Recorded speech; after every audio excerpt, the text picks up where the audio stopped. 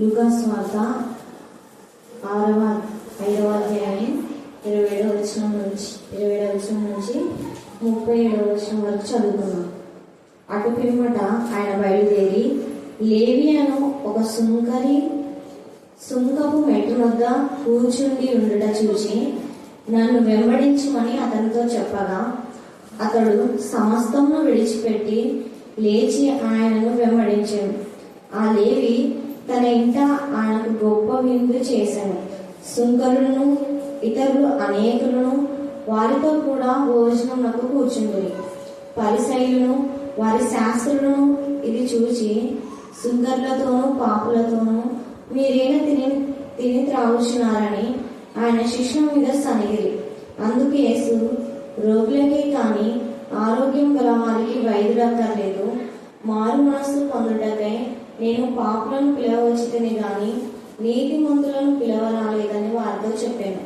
వారు ఆయనను చూచి, యోహాను శిష్యులు తరచుగా ఉపవాస ప్రార్థన చేయుదురు, అలాగే పరిసయ్యులు శిష్యులను చేయుదురు గాని నీ శిష్యులు తిని త్రాగుచున్నారే అని చెప్పారు. అందుకు యేసు, పెళ్లి కుమారుడు తమతో ఉన్నంత కాలము పెళ్లి ఇంటి వారి చేత మీరు ఉపవాసం చేయింపగలరా?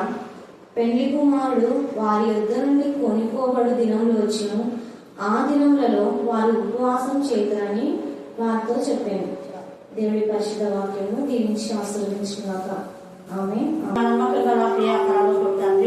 మీ కృపా ప్రేమ మహదేశం బట్టి ప్రశస్తమైన మీ సన్నిధానములకు బలిపబడిన దొరకడ మీకు స్తోత్రం, విజ్ఞాపన చేత మీకు స్తోత్రములు, సాక్ష్యం ఇచ్చారణ మీకు స్తోత్రములు, దైగర ఆత్మ సమభూమిక ప్రవేశంలో మా నడిపింపజేసిన విధానం బట్టి మేము సూచిస్తున్నాం.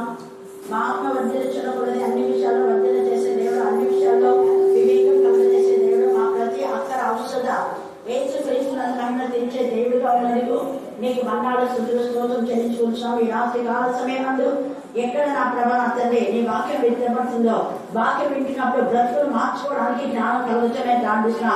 ఈ కరుణాపీఠం ప్రార్థనా స్థలం అంతటిపైన మీరు అగ్ని ప్రాకారంగా ఉన్నందుకు నీకు మన్నాడు స్తుతులు స్తోత్రం చెల్లించుకుంటున్నా. దేవా, ఈ చుట్టుపక్కల ఎవరు ఎంత మాత్రం హాని కలుగుదని మీరు సెలవిచ్చారు.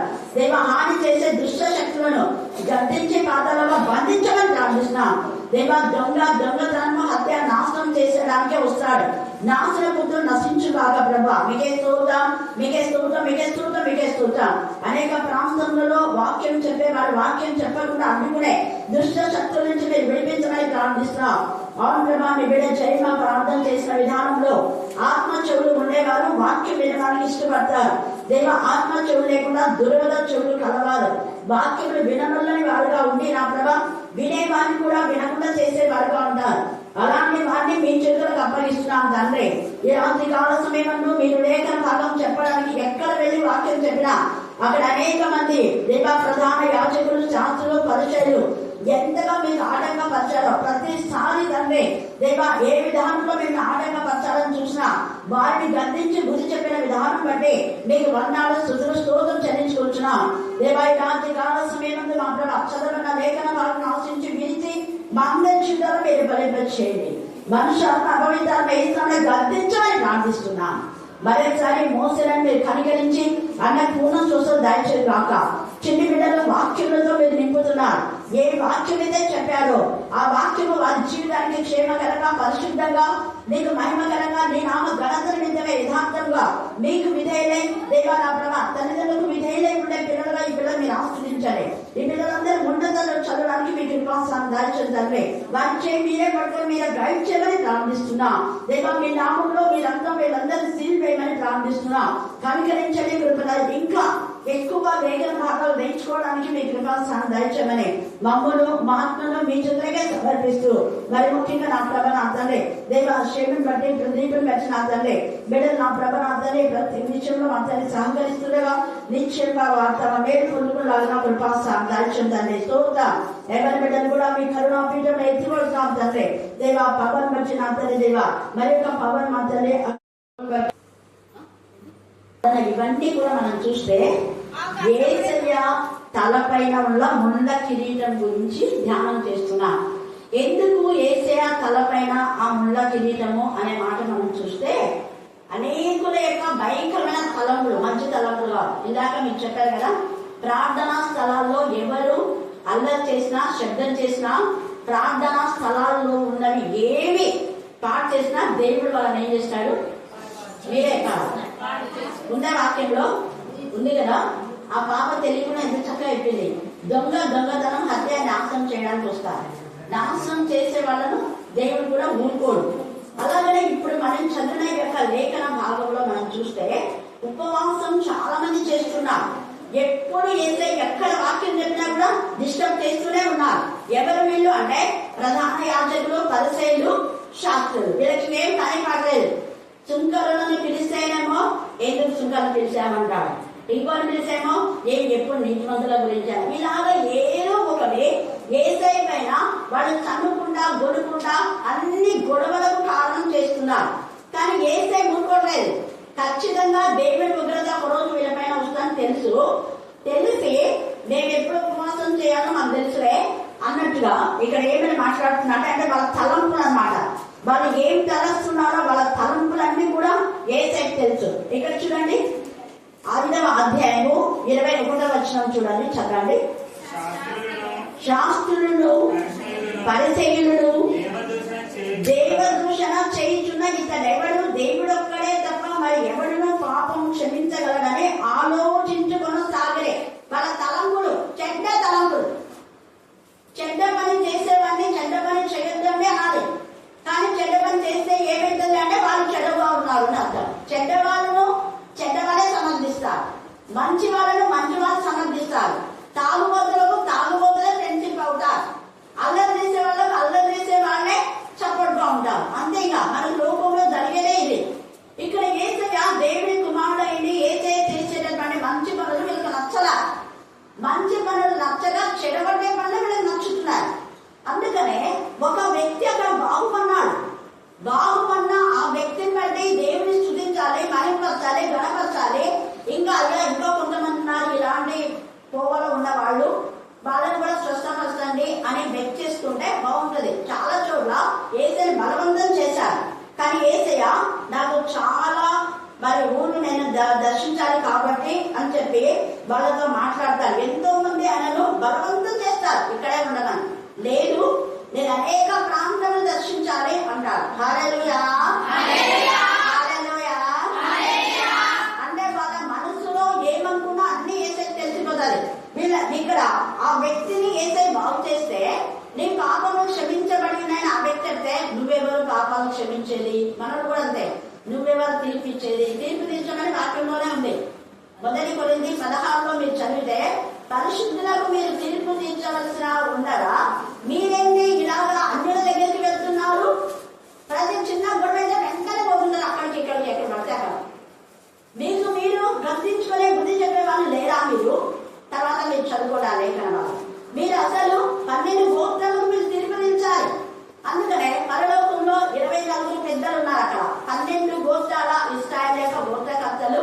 అక్కడ శిష్యులు అంటే వాళ్ళని కాదు, అక్కడ జరగబోయే విషయానికి ముందుగానే 12 మంది పెద్దలుగా నియమించుకున్నాడు. కానీ వాళ్ళు ఈ శిష్యులని, ఈ 12 గోత్రకర్తలను కాదు.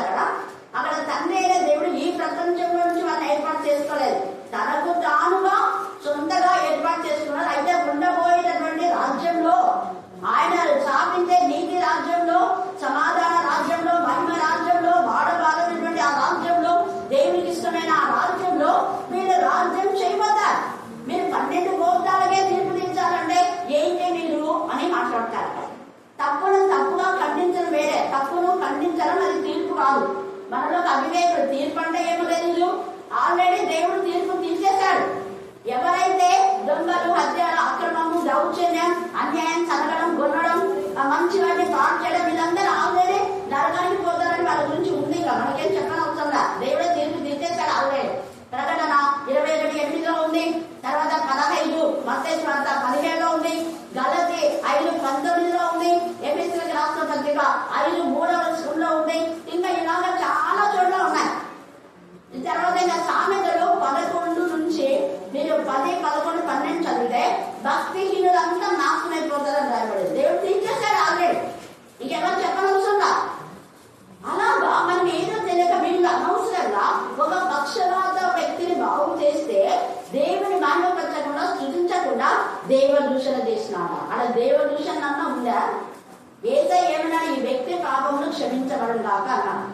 వాళ్ళ నీచమైన తలంపులు ఏసైకి అర్థమైంది. ఆ నీచమైన తలంపులు పాడు చేయకుండా, నీచమైన తలంపుల ద్వారా వాళ్ళ బతుకులు పాడైపోతాయనే ఏసై తలను ముళ్ళ కిరీటం ధరించవలసి వచ్చింది. ఏసై తల ముళ్ళ కిరీటం ఎందుకు అంటే ఇందుకే, మీ తలంపుల ద్వారా మీరు నాశనమైపోతారు. మీరు చేసే చెడ్డ ఆలోచన, చెడ్డ క్రియల ద్వారా చెడగొట్టే బుద్ధులు మీకు మీ పిల్లలకు ఉంటే మీరు నరకానికి పోతారనే ఏసై తలను ముళ్ళ కిరీటం ధరించవలసి వచ్చింది. అంతేకాకుండా మనకనే శిరస్సుగా ఉండడం కోసమే, అందుకే ఎఫెసీయులకు రాసిన పత్రిక 5వ అధ్యాయంలో సంఘానికి ఆయన శిరస్సు అని రాయబడింది. సంఘము అంటే అందరు, పురుషునికి స్త్రీకి అందరికీ ఏసై శిరస్సు. ఏసయ్య శిరస్సును ఎవరైతే గైకొనుడు అంటే శిరస్సు అనే మాటలో ఏసైకు లోబడే వాళ్ళు అర్థం. హల్లెలూయా, హల్లెలూయా. వాక్యానికి లోబడే వాళ్ళు, దేవుని పిల్లలకు లోబడే వాళ్ళు. దేవుని పిల్లలకు తిరుగుబాటు చేస్తే ఇట్లా ఏరియాలు నిజంగా వాళ్ళు అన్నందుకు 42 మంది బాలు చనిపోయారు. అవునా? ఉండే వాక్యంలో 2వ రాజులు. హల్లెలూయా, హల్లెలూయా. అంటే దేవుడన్నా, దేవుడి పిల్లలన్నా భయం భక్తి లేకపోతే వీళ్ళకు దేవుని కుమారుడు యేసని తెలిసి కూడా మళ్ళా నువ్వు దేవదూషణ చేస్తున్నావు అంటున్నావు. వాళ్ళ తలంపులు ఎరిగి, వాళ్ళ తలంపులు ఏసైకు అర్థమైపోయింది. అందుకనే ఏసయ్య తలను ముండ మకుటం ధరించవలసి వచ్చింది. ఆ శిరస్సుగా మనకు ఉండాలని, ఆయన శిరస్సుగా ఉంటే మనకు అన్ని కూడా క్షేమమే, నెమ్మదే. అందుకే ద్వితీయోపదేశ కాండం 28:14 చదవండి. 28:14. అన్యుల దేవతలను అనుసరింపకయో వాటిని పూజింపకయో. అది అన్యులతో సహవాసం చేయొద్దు. దేవుని పిల్లలతోనే సహవాసం చేయాలి. లోకస్తులతో సహవాసం చేయకుండా వాళ్ళకు దూరంగా ఉండు. అందుకని ఇస్రాయేలీయులు వస్తుంటే వాడు వస్తున్నాడు, వాడితో నాకేం పర్లేదు, మనం పోలం, మనం ప్రత్యేకంగా ఉండాలి. దేవుని పిల్లలు, దేవుని పిల్లలు ప్రత్యేకంగా ఉండడమే యేసయ్యకి ఇష్టం. ఇస్కరియోతు వస్తుంటే అదే ఆయన అన్నాడు, లోకాధికారి వస్తున్నాడు, దాంతో నాకేం పనలేదు, వాడి బ్రతుకు వేరే, మనం ఇక్కడ నుంచి వెళ్తాం కదా అన్నాడు. అంత లోపల వచ్చి యేసయ్యను కట్టించాడు ఇస్కరియోతు. ఇక్కడ కూడా ఎంత చక్కగా చెప్తా ఉన్నాడు. అన్యులతో సహవాసం చేస్తే నీకు అసలు డ్రెస్సింగ్ ఉండదు. వాళ్ళు చెయ్యకుండా ఉండే నేను ఏం చేస్తాడు, తలగా ఉంచుతాడు. ఉండే వాక్యంలో తలగా ఉంచుతాడు. నువ్వు అప్పు చెయ్యవు, అప్పు ఇచ్చేవాడిగా ఉన్నావు. అందుకనే మాట తలంపులు, మన యొక్క మాట, నోటి మాట ద్వారా అవునంటే అవును, కాదంటే కాదు అనేలాగా ఉండాలి.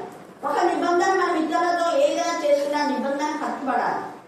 దేవుడు నీకు తలగా ఉంటే ఆ తల ఏమని చెప్తుంది, నువ్వు చేసిన దాన్ని ఇచ్చేసేయి అని చెప్తుంది. అలాగనే 2వ రాజు 4వ అధ్యాయంలో దైవజనుడు తండ్రి అయిన దేవుని శిరస్సుగా ఉన్నాడు కాబట్టి న్యాయయుక్తంగా చెప్పి ముందు నీకు వచ్చిన దాంట్లో ఫస్ట్ తీసేసే అప్పు అన్నాడు. న్యాయంగా చెప్పినాడు. మంచి తలంపులతో నువ్వు తలగా ఉండవు, తోకగా ఉండవు. నువ్వు తలగా ఉండి అన్ని కూడా, ఇక్కడ యోసేపు మనం చూస్తే దేవుడు తలగా ఉంచాడు కదా. అక్కడ నిజంగా ఐగుప్తులో వీళ్ళు దాసులు, దాస గృహమైన అక్కడ యోసేపును దేవుడు తలగా ఉంచాడు. యోసేపు ఏం చెప్తే అదే. అలాగే దానియేలును అక్కడ రాజు ఉన్నారు, కానీ నెబుకద్నెజర్ రాజే దానియేలుకు సాగిలపడి నిజంగా ఈ దేవుడే నిజమైన దేవుడు శాస్త్రాలు మార్చేశాడు.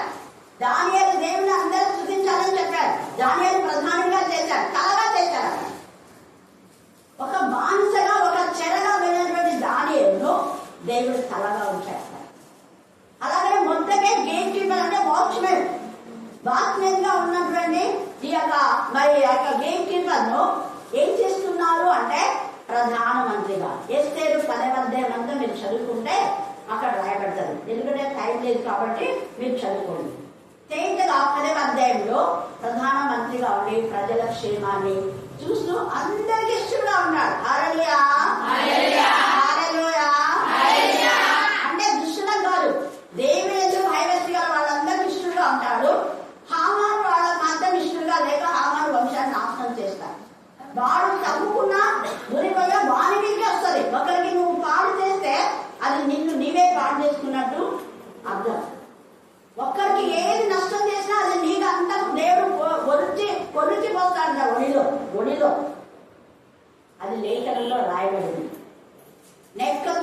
దావీదు కుమారుడు బెల్తెషాజరు దేవుని ఉపకరణంలోనూ ఒక రాజు తలగా ఉన్నాడు, కానీ వాడి తలంపులు మంచిగా లేవు. విర్రవీగే రాజును కదా అనే గర్వంతో అహంకారంతో ఆ ఉపకరణంలో వాడు ఏం కాణలేదు. ఉపకరణంలో ద్రాక్షారసం పోసుకున్నందుకు దేవుని ఉగ్రత తలగా ఉన్నటువంటి పశువు అడిగినాడు. రాజుగా ఉన్నాడు, తలగా ఉన్నాడు, కానీ దేవునికి విరోధంగా ఆ ఉపకరణాల్లో ఊరికే ద్రాక్షారసం తాగినందుకే దేవుడి కోపం వచ్చింది. అంటే దేవుని యొక్క మందిరంలో ఉన్న ప్రతి వస్తువు దేవునికి ప్రతిష్ఠితం. ఊరుకోడు దేవుడు. ఊరికే ద్రాక్షారసం తాగి మళ్ళా కడిగి మళ్ళీ పెడతారు అని మనమైతే అంటాం. మనమైతే ఇట్లనే కొట్లాడతాం. ఏమైంది ద్రాక్షారసం తాగితే? మళ్ళా కడిగి పెట్టచ్చు కదా.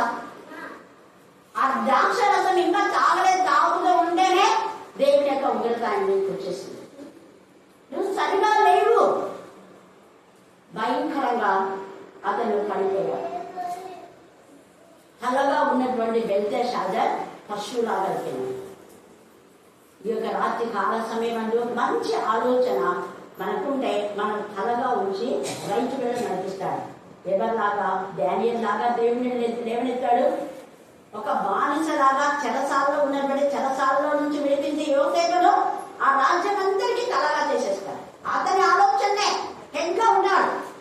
రాజును చెప్పేశాడు, 7 సంవత్సరాలు పండిన పంటంతా కూడా మనం పూర్తి చేసుకున్నాం, ఓకే అన్నాడు. ఎవరైనా ఏదైనా అడగడానికి వస్తే రాజు నన్ను ఏం కాదు, యోసేపు ఏది అవునంటే అది అవును, యోసేపు ఏది కాదంటే అది అంతే, నన్ను అడగొద్దాడు. నేను కాదు రెస్పాన్సిబిలిటీ. హెడ్గా ఉన్నాడు కదా యోసేపు దగ్గరికి వెళ్ళాడు. తర్వాత యాకోబు పశువులు కాసేవాళ్ళు. హెబ్రీలకు పశువులు ఉన్నాయి. పశువులు కాసేవాళ్ళంటే ఐగుప్తులకు హేయులు. కానీ యోసేపుని బట్టి ఆ యొక్క ఇశ్రాయేలును ఏమంటాడు అంటే, మీరు 40 నుంచి 44 దాకా చదివితే ఇశ్రాయేలు దగ్గరికి వచ్చి శాస్త్రంగా నన్ను దీవించవా అని అడుగుతాను. హల్లెలూయా, హల్లెలూయా. చూడండి ఎంత బెట్ చేస్తున్నాడు. వాళ్ళే అక్కడి నుంచి వలస వచ్చినారు ఇక్కడికి. కానీ అలాంటిది దేవుని యొక్క మహాశక్తి. దేవుడు యోసేపు హెడ్గా ఉన్నాడు, యోసేపు తలగా ఉన్నాడు. కాబట్టి ఈ యొక్క దేవుని యొక్క కృప, దేవుని శక్తి, ప్రభు శక్తి తోడుగా ఉంది. ఇక్కడ 5వ అధ్యాయంలో ప్రభు శక్తి ఆయనకు ఉంది కాబట్టి అనేకులు ఆయన స్వస్థపరిచాడు. అనేకులు ఇక్కడ పాపలు సుంకంలో ఏం చేశారో పిలిస్తే వాళ్ళ పాపాన్ని వదులుకొని వస్తున్నారు. వాళ్ళ పాపాలతో పాటు రాలేదు ఆయన దగ్గరికి. సుంకరులు వాళ్ళ సుంకపు దానిని వదిలేస్తున్నారు. చూడండి, అది వాళ్ళకి తెలియక ఏం సుంకర్లు వస్తున్నారు, పాపలు వస్తున్నారు, వాళ్ళు ఎవరు చేయటం లేదా, వీళ్ళు ఎవరు చేయటం లేదా, ఓ మావోలేనా అనేవాళ్ళు ఉంటారు ఇక్కడ కూడా. కానీ వాళ్ళు విడిచి వస్తున్నారు. చూడండి, ఇక్కడ సమస్తమును వేసి 25లో వచ్చినంలో దానిలో వెంబడించమని అతనితో చెప్పగా, సమస్తం అంటే ఈ చుంకపు యొక్క బ్రతుకును వదిలేస్తున్నాడు. తన పాప జీవితం అక్రమంగా సంపాదించే సంపాదన వదిలేసి యేసయ్యను వెంబడించాడు.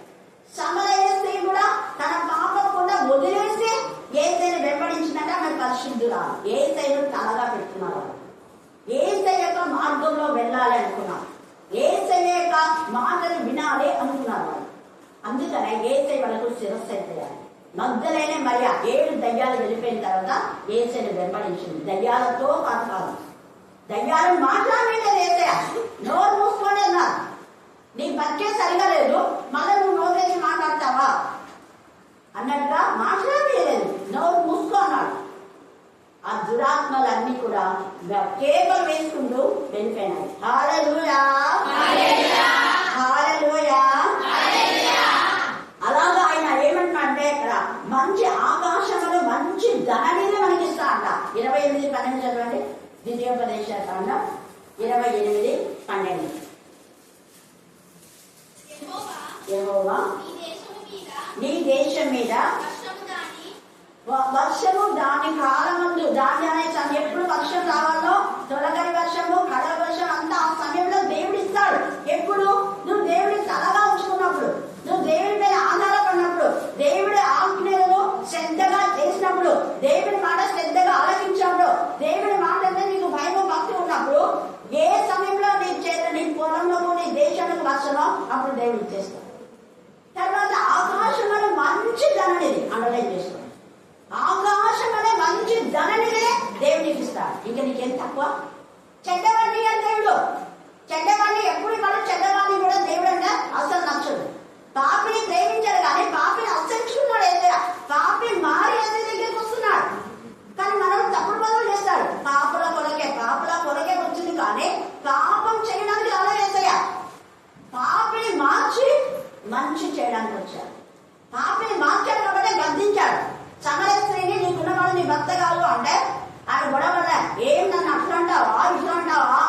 అనిందా సందేశ్ మౌనంగా తనకుండా విడిచిపెట్టి వెళ్ళిపోయింది. మనమైతే ఎంత గొడవడతామో.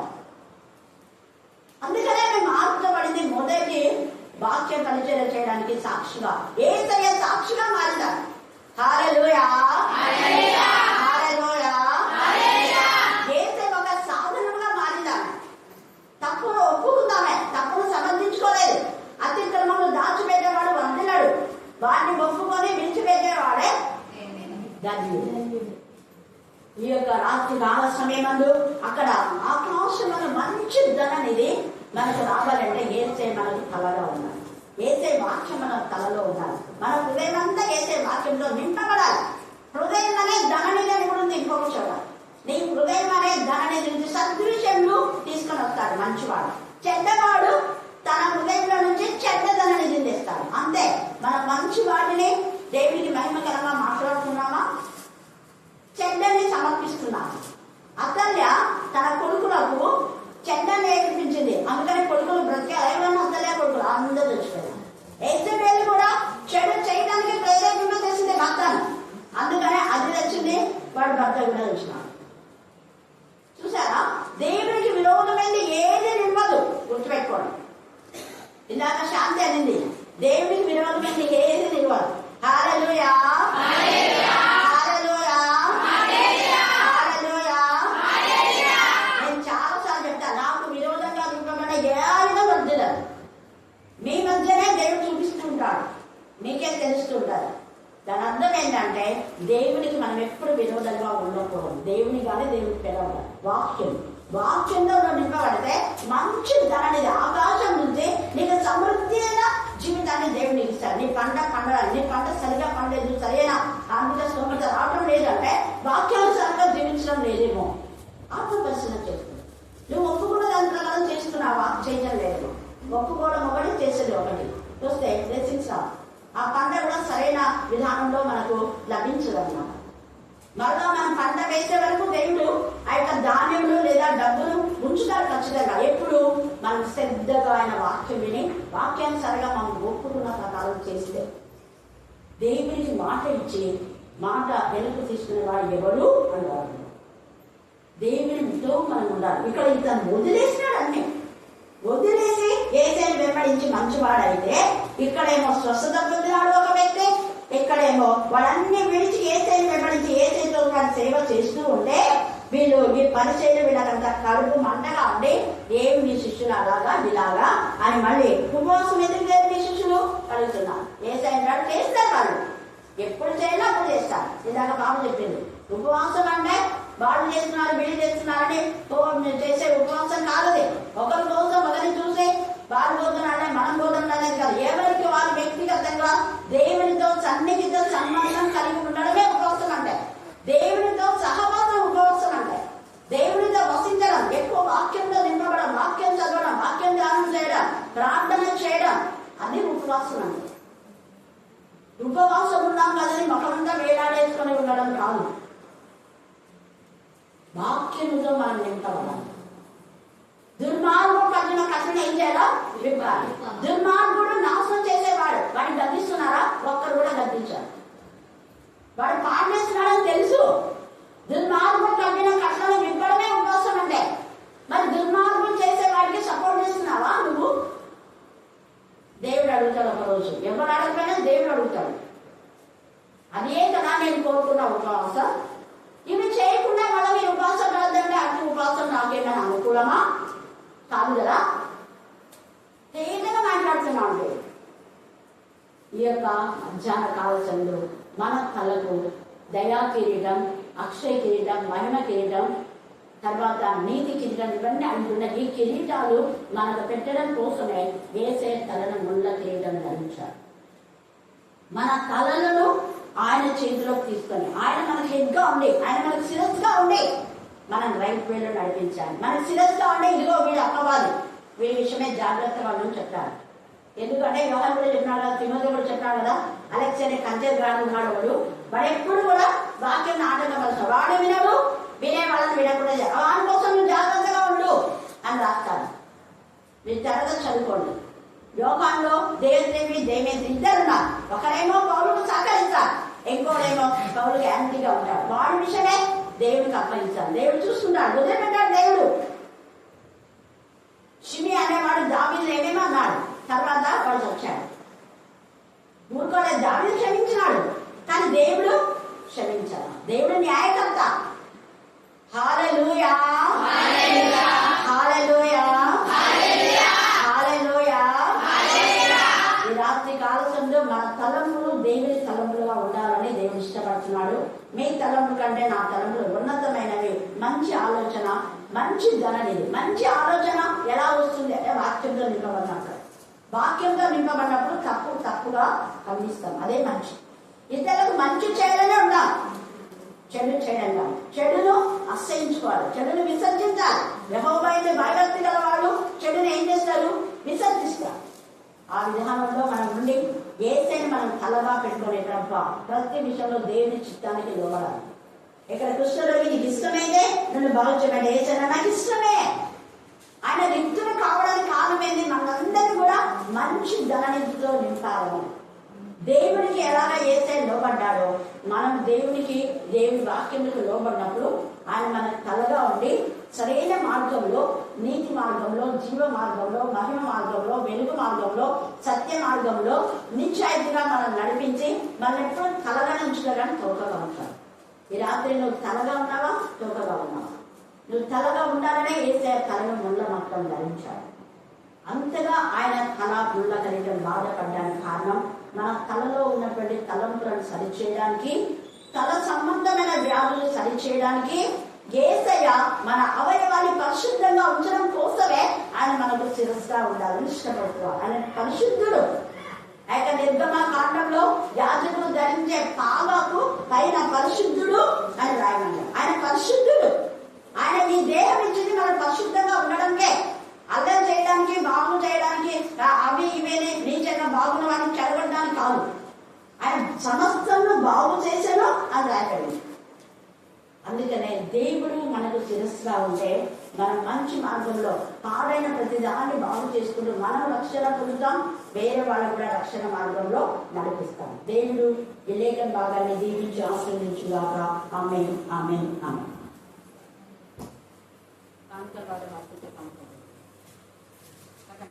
ప్రార్థిస్తున్నాం నాయన, స్తోత్రం. మీరు జ్ఞాపకం చేసుకొని ప్రార్థిస్తున్నాం నాయన. ఇంకెవరైనా తన బలహీనలు రోగులు ఉంటున్నా తను మరి మీరు జ్ఞాపకం చేసుకొని ప్రార్థిస్తున్నాం. మీ దయగల హస్తం చేత నడిపించండి, స్వస్థపరచండి, బలపరచండి మనం ప్రార్థిస్తున్నాం ప్రభు. మానసికంగా రోగం వస్తుంది ప్రభు, అతని ఆత్మీయమైన రోగంలో ఉన్న వారిని కూడా మీరు స్వస్థపరచడం ప్రార్థిస్తున్నాం నాయన. తన వాక్యం చదవకపోవడం, ప్రార్థించకపోవడం, ఇవి కూడా కొన్ని రోగాలు. అవును తండ్రి, పాపం అని వాక్యంలో మాట్లాడుతున్నారు తండ్రి. ఇవన్నిటిని మేము సరి చేసుకుని సన్నిధికి రావడానికి సహాయం చేయడం ప్రార్థిస్తున్నాం నాయన. వినిన వాక్యాన్ని మా హృదయంలో భద్రత చేసుకోవడానికి సహాయం చేయండి నా తల్లి. స్తోత్రం, నీకే స్తోత్రం. అనుదినం జరుగుతున్న ఈ యొక్క వాక్యం తన పరిచయం మీకు తోడుగా ఉండి నడిపిస్తున్న విధానం బట్టి నీకు వందనములు తన స్థుతులు వందనములు చెల్లిస్తున్నాం ప్రభా. అనేకులు మీరు నడిపిస్తున్న విధానాన్ని బట్టి కూడా నీకు వందనం చెల్లిస్తున్నాం ప్రభా. స్తోత్రం, మీకే స్తోత్రం, మీకే స్థుతులు వందనం చెల్లిస్తున్నాం ప్రభా. ఇక్కడ వచ్చిన ప్రతి ఒక్క బిడ్డను మీరు జ్ఞాపకం చేసుకోండి, సహాయం చేయండి. వారి యొక్క పనుల్లోను తను ఎక్కడున్నాను ప్రభు నేను మయంపరిచే వారిగాను, నేను ఆరాధించే వారు, కొనియాడేవారుగా ఉండడానికి సహాయం చేయ. వారి జీవితాల్లో ప్రభు నా తన క్రీస్తును మాలో కనపడినట్లుగా మా యొక్క ఆలోచన, మా స్థితిలో తను మా ప్రవర్తన అలా ఉండడానికి మేము సరి చేసుకోవడానికి సహాయం చేయడం ప్రార్థిస్తున్నాం నాన్న. ఇక్కడ తండ్రి ప్రతిరోజు నా తల్లి వాక్యం చెప్పే బిడ్డను బట్టి ప్రార్థిస్తున్నాం నాన్న. తల్లి వారు కంటత వాక్యం నేర్చుకొని నా తల్లి ఉన్న ప్రతి ఒక్క బిడ్డ బట్టి ప్రార్థిస్తున్నాం. వారు గొప్పగా దీవించండి, ఆశీర్వదించండి, బలపరచండి. వారి చదువులో, వారి ప్రాణంలో మీరు తోడుగా ఉండండి నా తల్లి. వారు మంచి స్థితిలో ఉండాలి ప్రభు. వారు ఒక గొప్ప స్థితిలో ఉండి అనేకులకు క్రీస్తుని చేసేవారుగా మీరు సహాయం చేయడం ప్రార్థిస్తున్నాం నాన్న.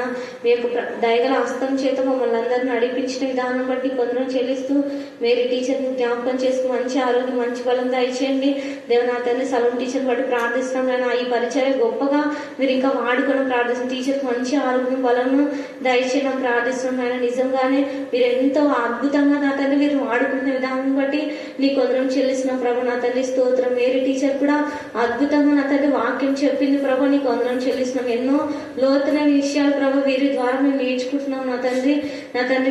వీటి ద్వారా మేము అనేకులకు తెలియజేయడానికి మేము మాకు సహాయం చేయడం ప్రార్థిస్తున్నాం నాయన. నీకు వందనములు స్తుతులు చెల్లిస్తూ దేవ నా తండ్రి చంటి బిడ్డలతో వచ్చిన వీరిని మీరు దీవించడం ప్రార్థిస్తున్నాం నాయన తండ్రి. అనేకులు ఈ సన్నిధికి వచ్చి ఎన్నో మేళ్లు పొందుకున్నారు అవును తండ్రి. వారిని వారి కుటుంబాలని దీవించడం, వారి పిల్లలు ఎదుగుతున్నారు నా తండ్రి. వాక్యంలో, ప్రార్థనలో, విశ్వాసంలో వారు ఎదగడానికి నా తల్లి తల్లులకు మంచి జ్ఞానం దయచేయడం ప్రార్థిస్తూ సమస్త మహిమ ఘనత ప్రభావం మీకు అర్పిస్తూ నజరేయుడైన యేసు క్రీస్తు శక్తిగల నామమున ప్రార్థిస్తున్నాం తండ్రి.